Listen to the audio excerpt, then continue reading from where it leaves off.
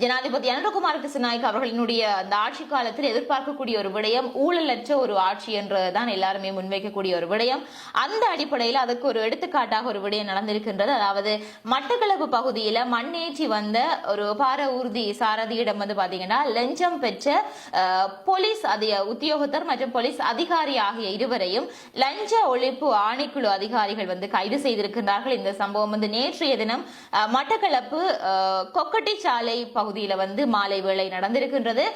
இந்த ஒரு தகவலை மட்டக்களப்பு தலைமையக போலீசாரை தெரிவித்திருக்கின்றார்கள். குறிப்பாக சொல்ல போனால் இந்த இருவரும் அந்த பகுதியாக வந்து கொண்டிருந்த ஒரு டிப்பர் வாகனத்தை நிறுத்தி அதனை பரிசோதிக்க சென்றிருக்கின்றார்கள்.